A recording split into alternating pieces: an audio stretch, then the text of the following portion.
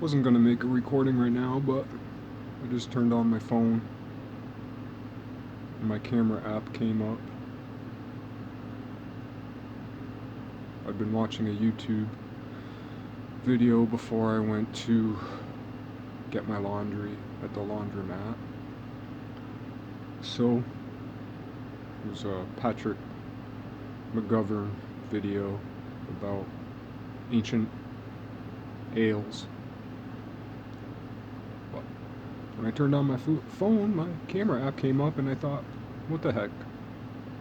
I'm sober for once while I'm making a video. So that's something new. Except for my driving videos. It's sober. I got a DWI back in the day. So I don't drink and drive.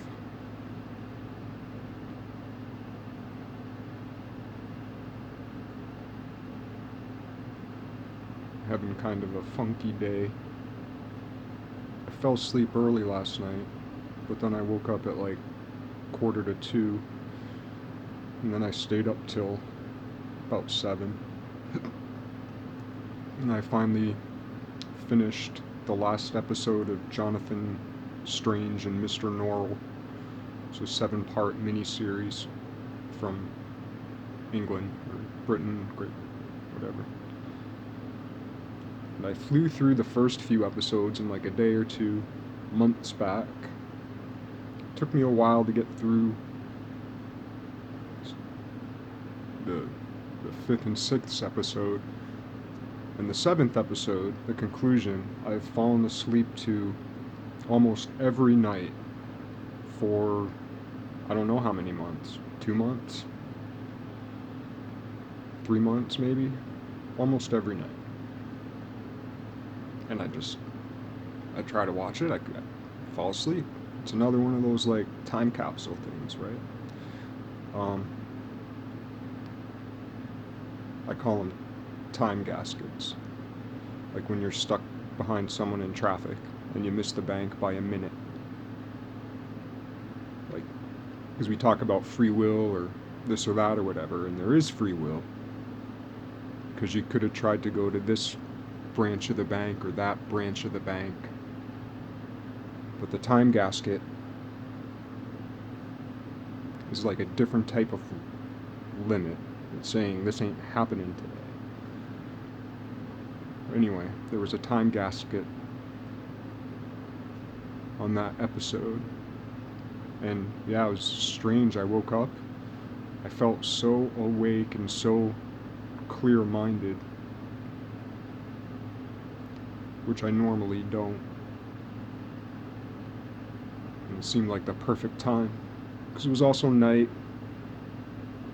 but like there was a certain brightness in my mind, and that's not the type of show I want to watch when I'm not bright-minded, because it's very easy to get, it's such a good story, and so thick, kind of dark, that it's easy to get lost in. But I have to say, it was worth the wait. It was one of the best conclusions to any story I've ever seen. It was like a half-hour climax, and I just kept getting like chill after chill after, like tingle after tingle, watching it. It was really, really good. I sat here clapping by myself and actually yelled bravo. I'm not the type of guy to say bravo, but I did.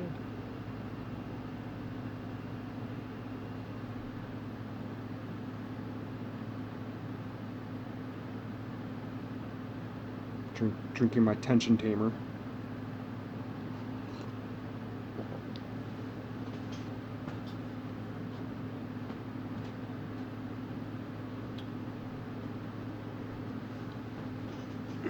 Tension tamer tea.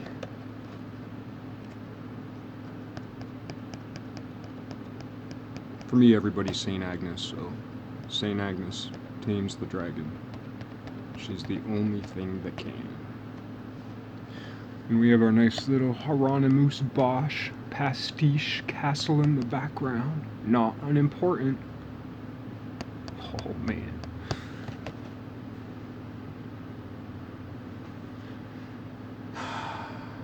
Why am I talking to myself? I don't really have any friends. I don't really have anybody to talk to.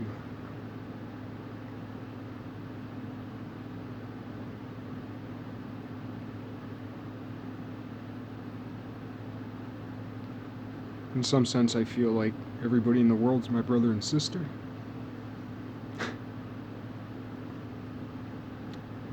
But I feel like I'm the bad kid. And maybe I am.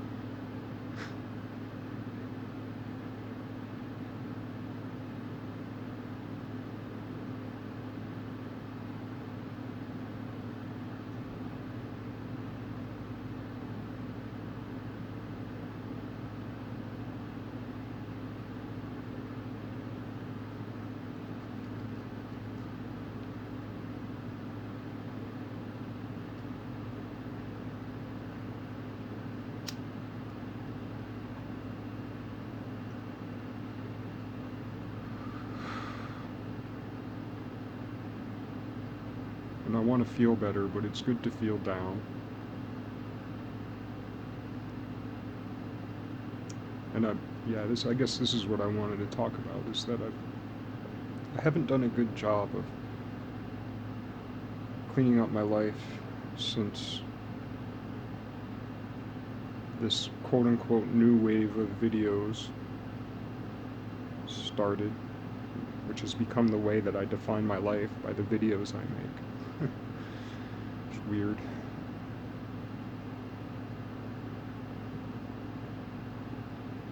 I've done okay at certain rearranging things so I can be more productive.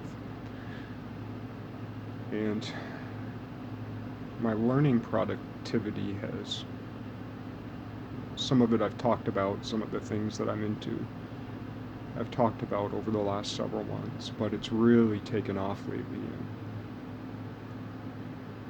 there's a lot I haven't talked about, and I'm trying to find new ways to reduce information into some kind of packet that's easily digestible and transmittable. Just thinking about making a book.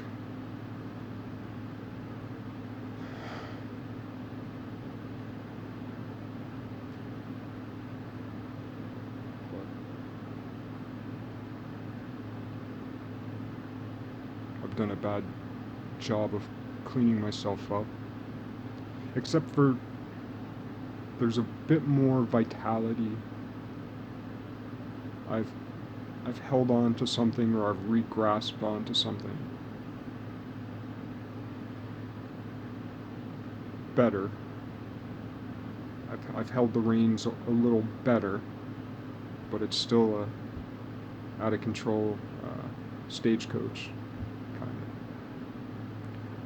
But I've reestablished hold of the reins. I could lose it. I could drop them at any moment.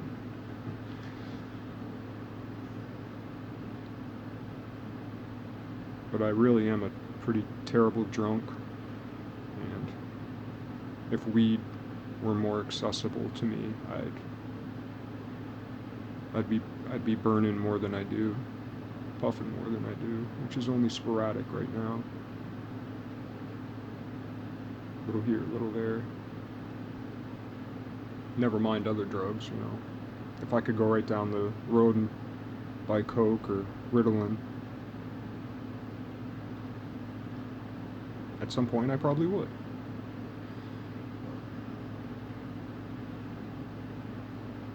Dealing with dealers is too much hassle. And actually, if someone just offered it to me, I wouldn't take it now, but there are those moments where if it was just that simple, I would. I know I would. And then where does that lead?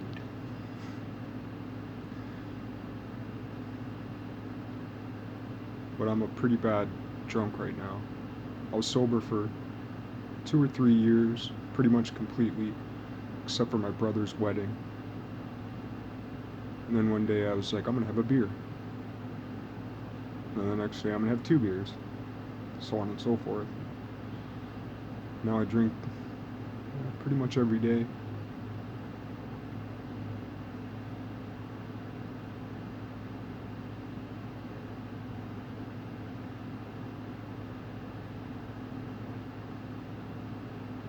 A lot of it's because I want to calm down.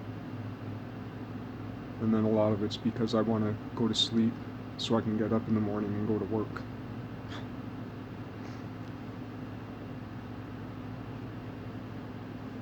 And I'm lucky enough that I work on jobs where I can kind of get there when I get there and leave when I have my hours in.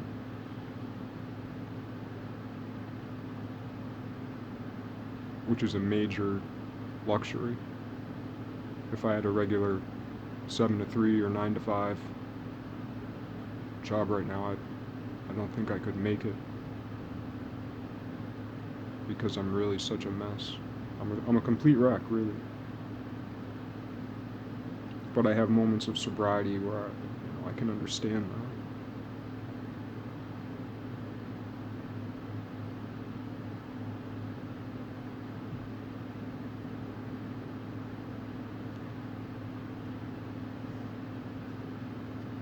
Part of me I just want to feel good.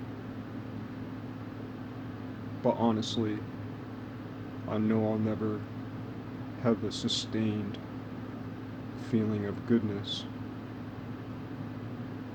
I said it before, and it's the most important thing in the world, really. Stopping eating animals. Stop killing vertebrates. It can't. It's the only way. It's the only way forward. Period.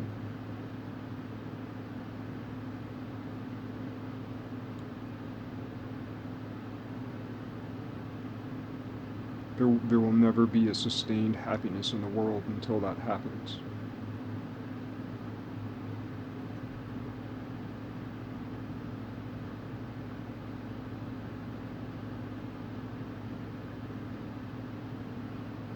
It's our free will. The way sin and free will balance, and the way that infects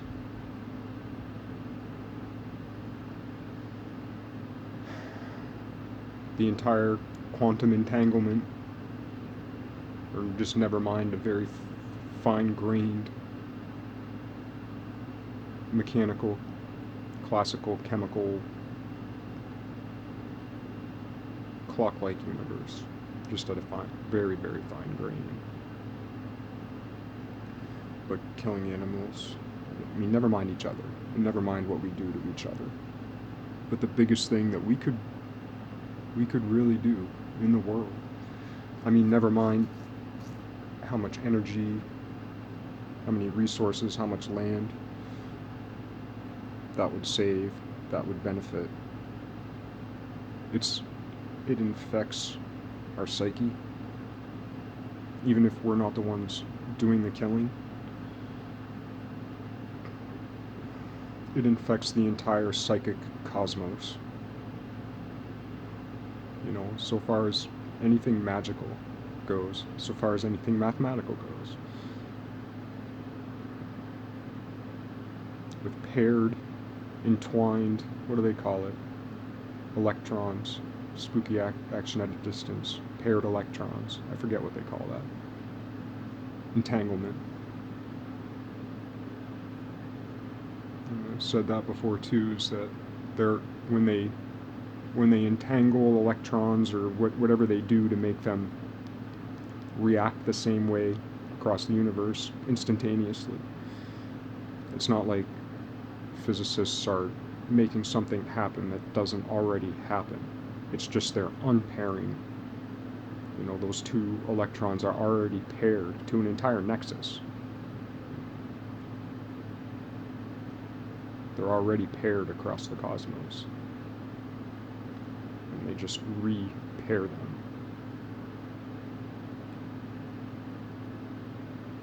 whether or not they're damaging them. Wait, repair, P-A-R-E, P-A-I-R, wait.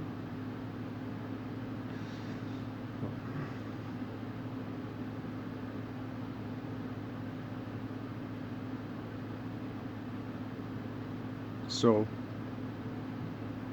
if we could imagine, I don't know how many electrons are in our brains, but if we can imagine that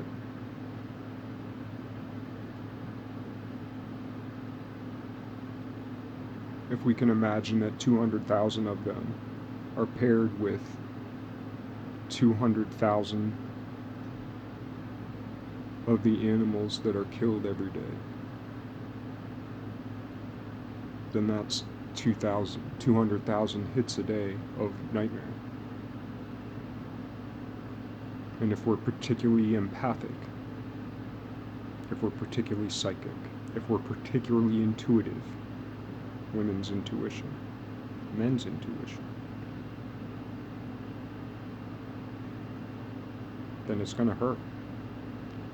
And we're going to wonder what's wrong with us.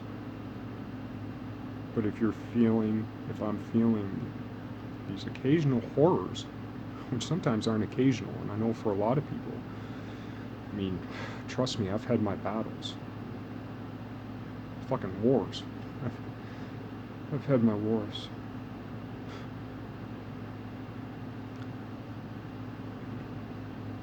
And I'm still in the midst of one. Big one. But this is the war for me. But it is, it really is. It's the war. It's to stop this. This being a world where we butcher our own. Vertebrates are our own. And people say, circle of life, this and that. It's a tough world. Yes, we live in a world that eats itself. But it doesn't need eat itself the way that it does. And I've used this as an example before. Respiration. We have a non-violent respiratory, besides what I do to myself.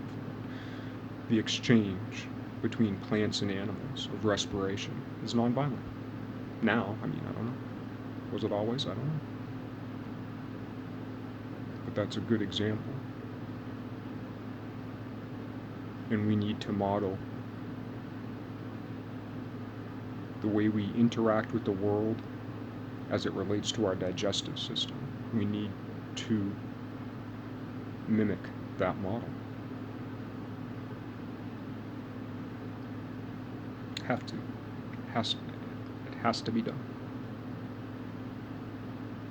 Because people also talk about like Mother Earth, Gaia hypothesis or what have you. So we need to understand in a very real way the accumulative effects of all these actions of killing have, even on geology, right?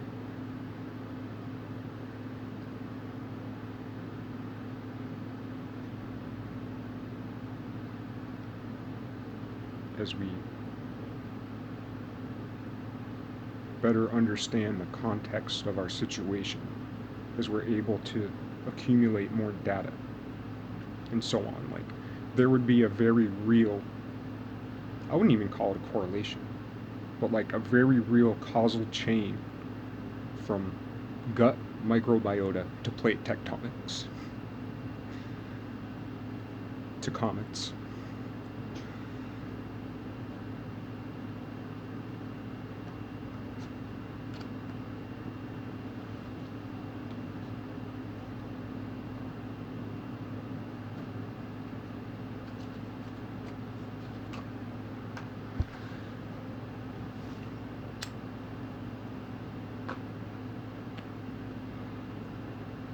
The animals I feel the worst for are like cats, who have to eat meat. So they say. That might not even be true.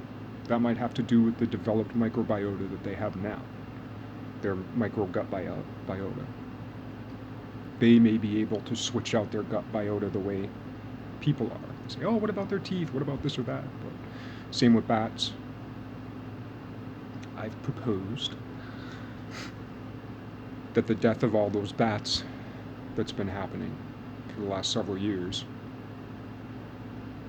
is correlated to the rise in veganism.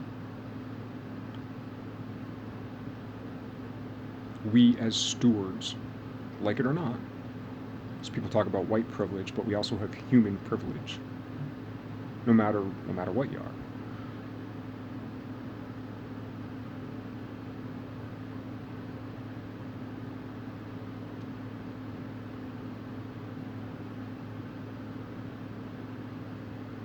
And that stewardship is physical, but it's also magical, which means of such a fine reason that it's practically or almost unidentifiable. Yet there are those who have identified it through the ages. And they've all come to the same conclusion. This is the conclusion.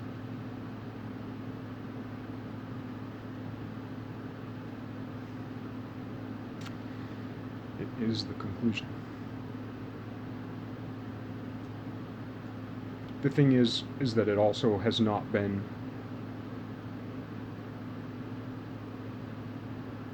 absolute.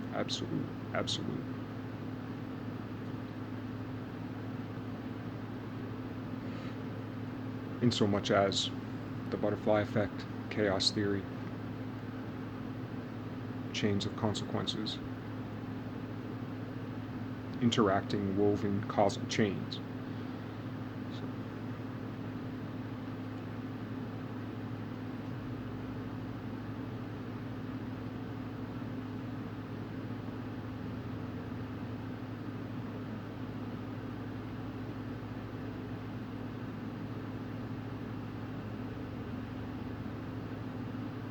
Of course, we have to stop killing each other as well. But that will never happen. It has to happen altogether. Well, so long as we kill animals, people will kill people.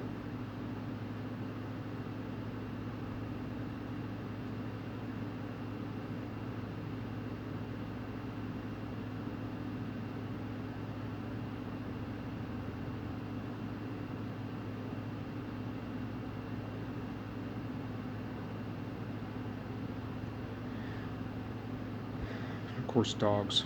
My understanding is that the longest living dog was a vegan dog. The longest. My understanding. I haven't looked it up for a while. But I remember having come across that.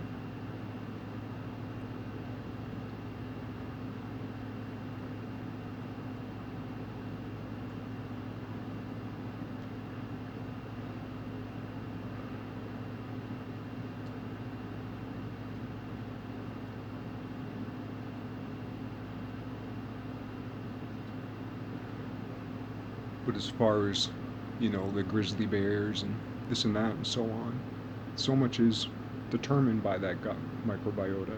And that's like a mathematical equation, a huge one, a big one.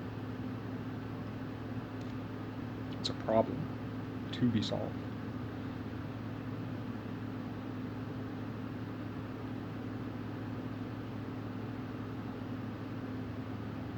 Or like with cats, Plasmodium, that brain infection that a lot of people have. I probably do. I had a cat for years, so I probably still have a Plasmodium problem.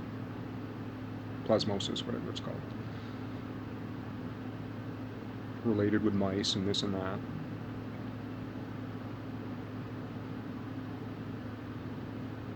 But that's just one identified example of this web, this interlatticed web of decisions, microbiota, and so on, that to a large degree is governed by our ability to be stewards, and the level to which we are not infects and destroys the entire evolutionary process, which affects the globe, everything. And we're at that tipping point. The log's going to fall. It's just a matter of which way. Is it going to fall across the chasm and give us a bridge, a new bridge to a new hope and a new day? Is it going to fall down into the chasm and then we're totally fucked? Is it going to fall back on us? I mean,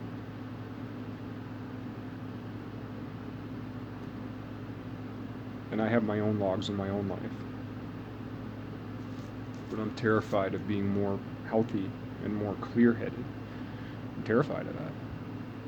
Because I know what comes when that happens. It's happened before.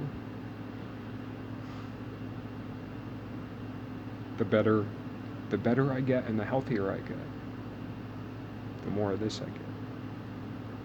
And I'm terrified. I'm terrified. I know I'm going to get my ass kicked anyway.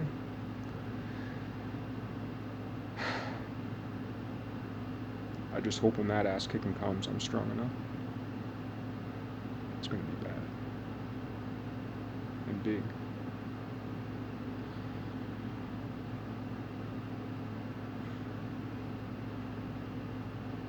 But I want it to do the most good it can.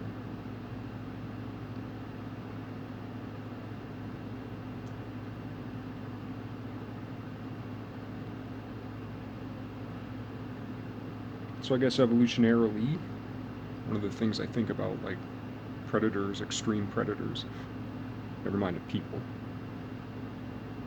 psychopaths and so on, but murderous psychopaths, serial killers, all that kind of thing. Never mind that for now. Which is also an interesting philosophical subject. Which is a very hands-off way of speaking about it.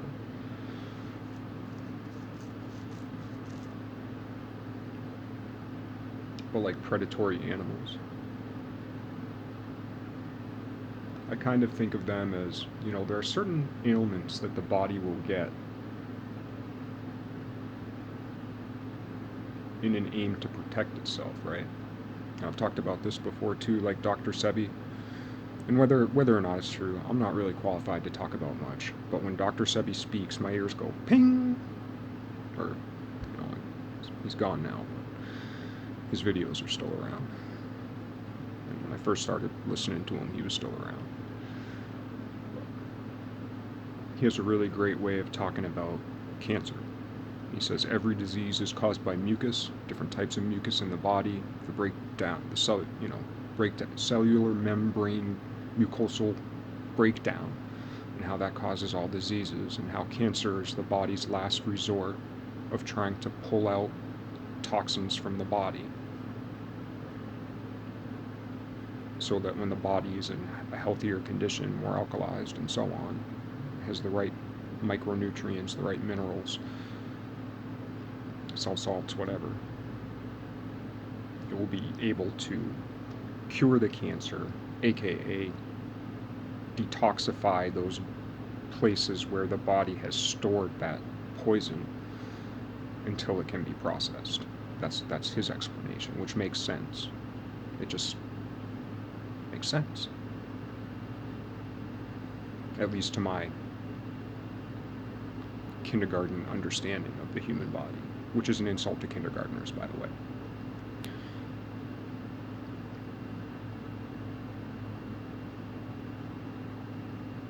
Same thing with fat. Like, some people are fat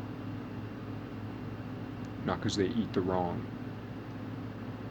not because they eat too much fatty food or sugar, but because they have too many toxins, and the body becomes fat to store those toxins until the body can process those toxins.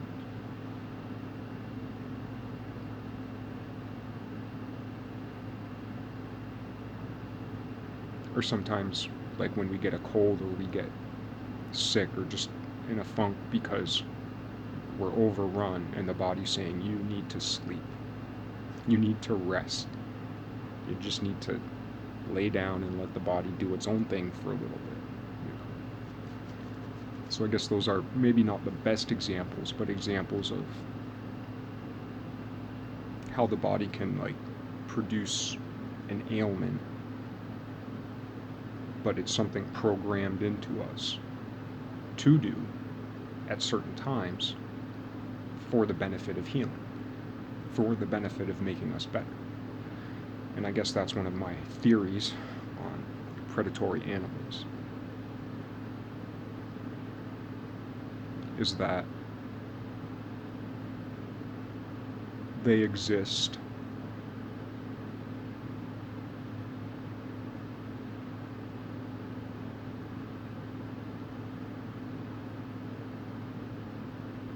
because of what we do to animals, or they persist because of what we do to animals, because of what animals do to each other, and so on.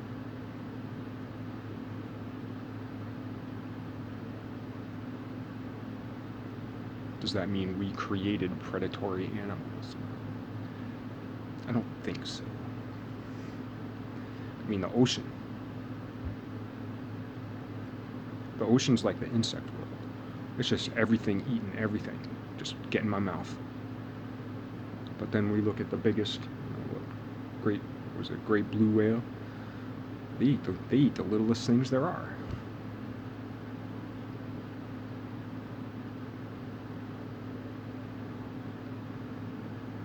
And I guess one of my hypotheses is that if and when more people become vegan,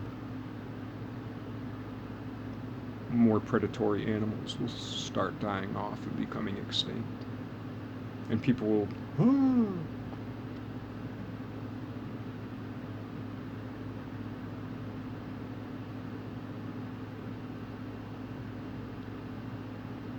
It's one of the things about like releasing the wolves into the wild to control deer populations, all that kind of thing. I'm not behind that at all.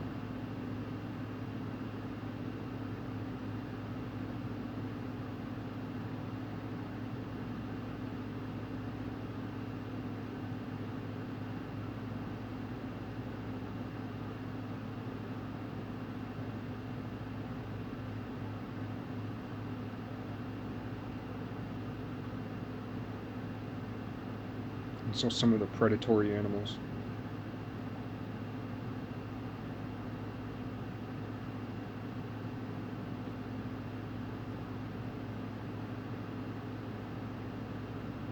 they're kind of like cysts. I haven't come up with a good way to talk about it, but maybe it's good that I'm talking about it, because I see it in my mind as like a picture. And I see it up there. Everything comes together. How to fix it. I haven't found a way to put it into words. So I guess it's good that I'm trying. Makes me recognize that I have a lot of work to do. Not in trying to make it real, but finding ways to talk about my vision.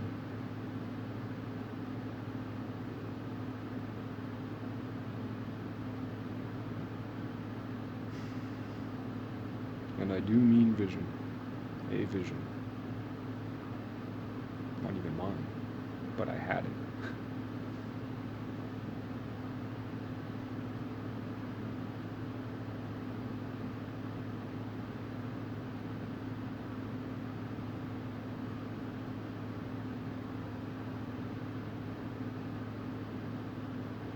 Not that I want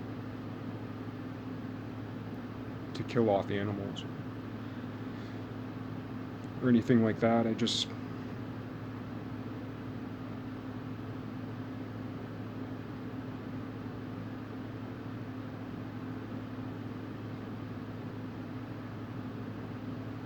or necessarily like create a utopia.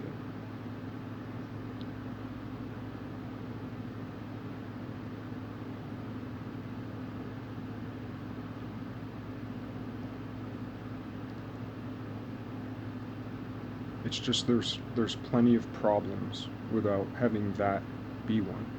That's a solvable problem. Stop eating meat. Stop killing vertebrates. Other animals too, whatever. It's just that's a good one. It has a spine.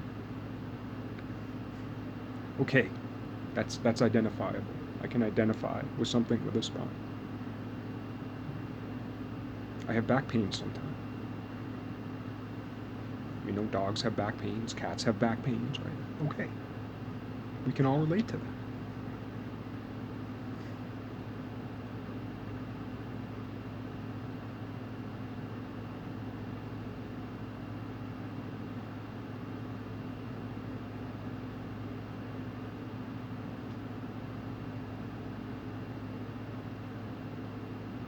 And of course, there'd be a lot of logistical problems with doing this. It's also worth noting that when people talk about happy cows, drinking milk, happy cows. I've seen some cows who look like they got it pretty good for a cow. But you gotta figure there's like at least 1 in 3,000 cows who's just like, where the fuck am I? What the fuck's going on here?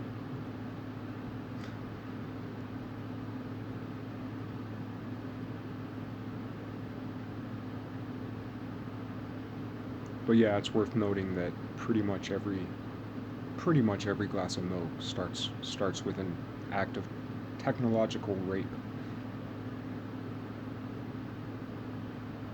You having this baby, and then we taking your milk, and then we're either gonna eat your baby or do the same thing to it.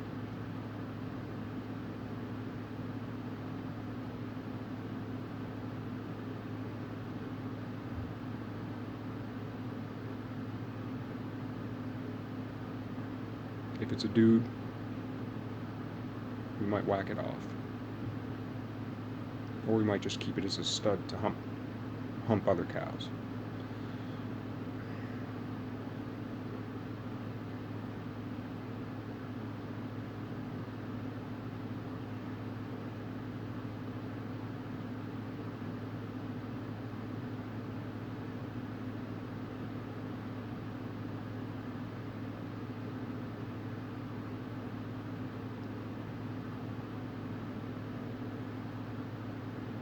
So, for all the progress of humanity, and I'm not harsing on anybody who has that for a job. I'm not trying to pick a fight. But this war has to be won. It's a weird place to be in. And in a lot of ways, I have a lot of respect for farmers.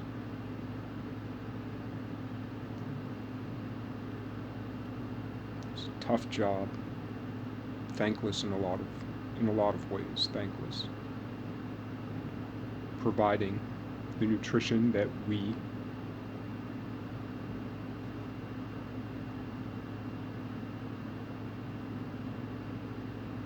ingest.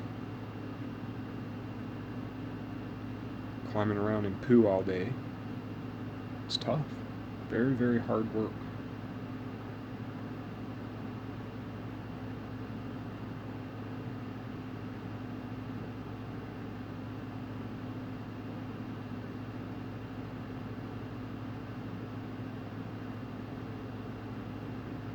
But those dudes would be good at growing vegetables too. They'd be damn good at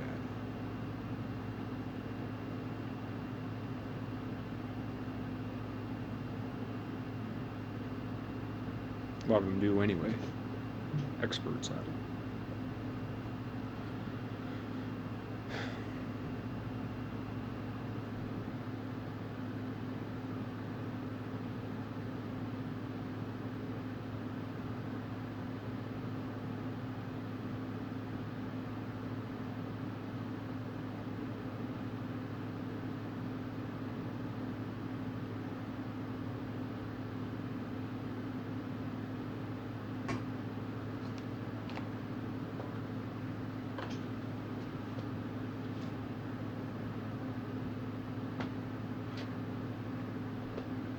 I remember Yeah, Jordan Peterson.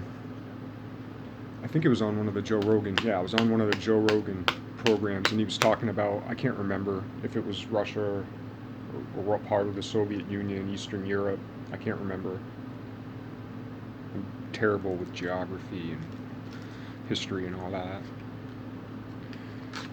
But he was talking about how like the government actually had to print up posters because like the famines or the starvation was so bad, like the government had to put up posters saying something along the lines of it's not okay to eat your kids.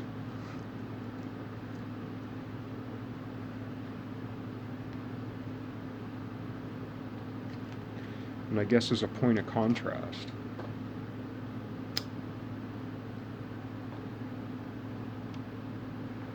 like the yoga masters, the Eastern masters, there are Western masters too, of course. We call them witches. And there are different types of witches, magic and all that kind of thing. People who knew how to survive off of the weeds, so to speak. How to process just about anything that grows into something edible. Or the millions and billions who subsisted off basically rice.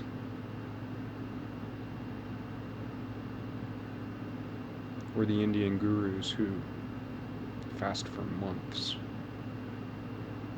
practically buck naked, don't eat anything. So when people talk about technology, that's a major technology. And if we could all do that, never mind all the spiritual implications.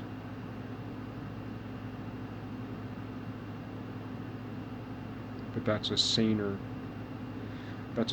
way forward.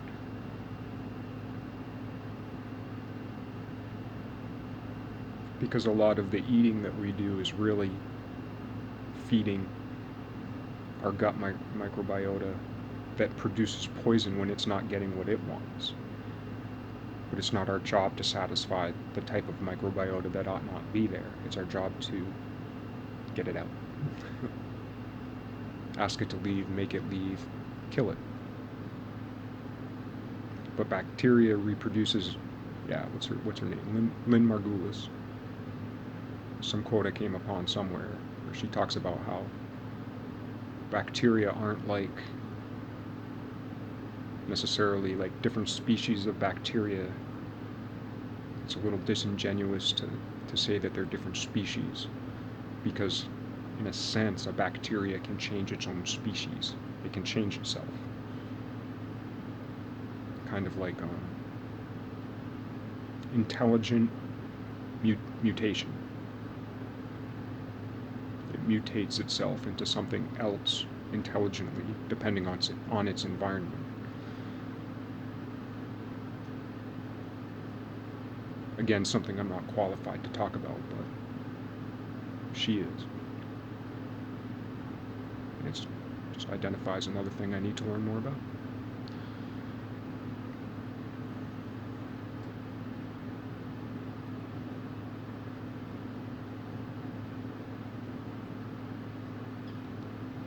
And I don't know how I'm ever going to stop smoking. I love smoking. I love it.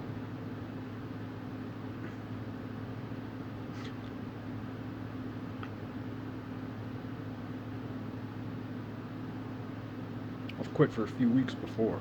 I've been smoking since I was about 17.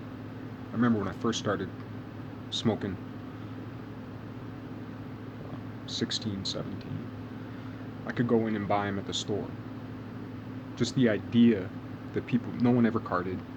It wasn't even a thing. Apparently it was in the laws, but it was never enforced my whole life until I was almost 18. So the same places I'd been going to for a year and a half to buy cigarettes, once they started enforcing the law, I couldn't buy them anymore, even though I bought them from the same people before. It didn't even come up, and then like overnight, it came up. Now I think they changed it to 21, which is good. It's good.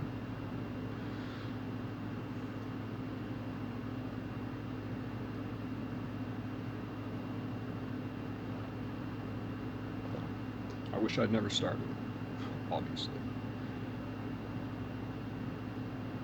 But I've also talked about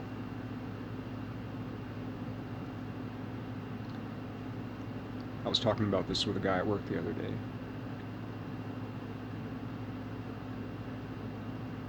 He'd went to like an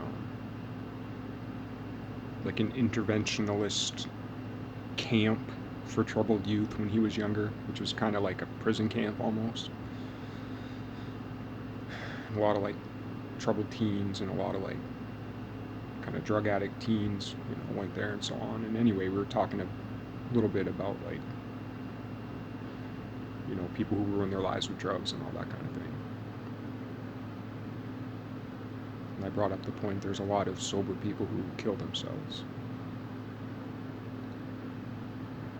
An argument can be made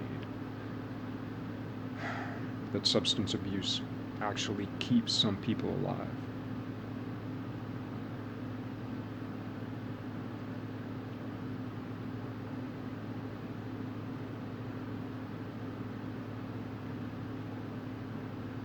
And that's one of the reasons why I say the cure, because some of our most quote-unquote psychic, intuitive people who would be the greatest contributors to a much more beautiful world. You don't even need the psychic stuff. You just need to flip through a magazine, watch a few videos, and just see with your eyes what happens in the world. And it's devastating to subtly minded, loving, gentle, caring people, and it turns them into monsters. And because they're gentle, they don't want to hurt other people, and they just hurt themselves. And they do whatever it takes to drive those images out of their mind. Never mind the psychic input. Yes, it's real. It's still classical in a sense. There's a science, all this kind of thing. But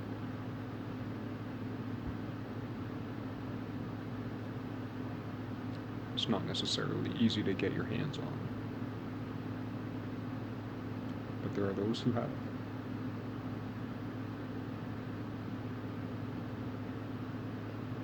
But anyway, it's a whole entire cast, a huge segment of the population who would be the greatest contributors, who are rendered useless because their main attribute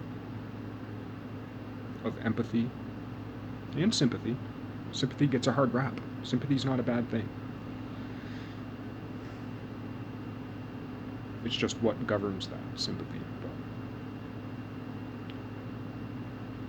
Their main attribute is infected with the psychic poison of sentient beings screaming for help.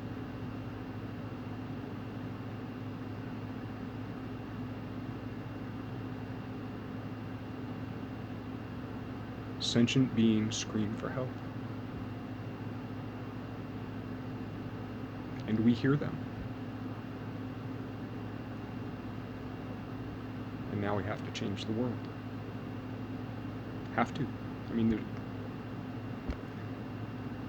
there's no other solution. We can do everything else in the world. And if we don't do that,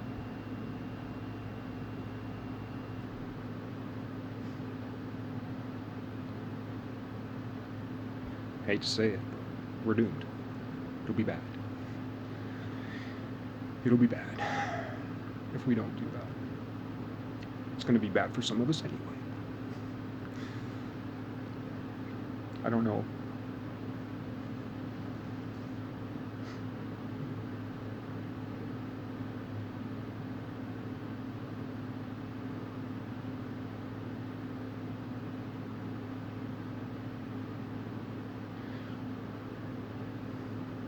I'm glad I took the time to say something today while I was sober. I would like it if that became a trend. If nothing else, I just spent 49 minutes talking, and it's Sunday afternoon. Well, it's evening now. I guess it's about after 5. Usually I've had at least one by now, and it doesn't take me long to go through the second. So, And I barely touched my tea, though I have had several cigarettes. 2 out of 3 ain't bad.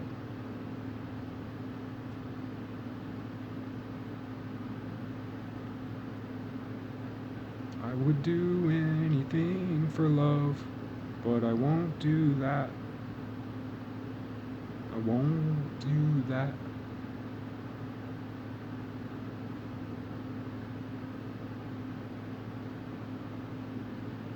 I hope you're having a good day.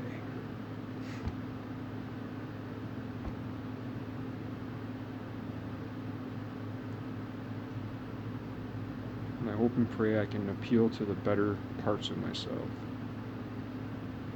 more in the future. Be strong in my heart.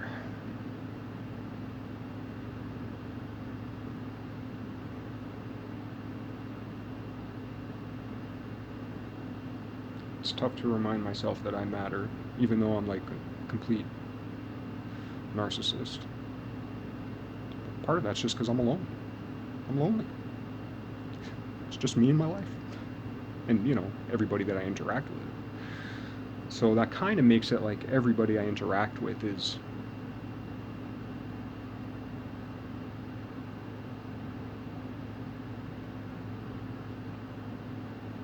the only friends I got. 100 people whose name I don't know at the stores I go buy my lunch and my gas at. Saying hello to them. Thank you. Have a good day. Those were the only friends I got. I used to have a lot of friends, but oh well. Not to say that I was always the best of a friend either, so maybe someday I can have friends again. And maybe I'll be a good friend this time.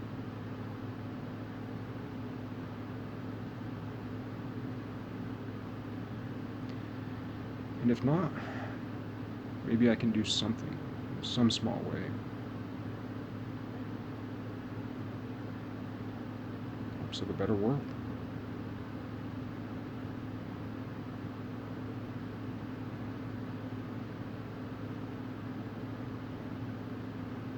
To reimagine the spiral of life.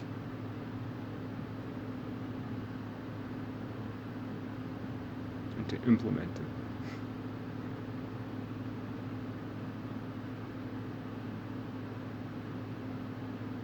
Hope you're having a good day.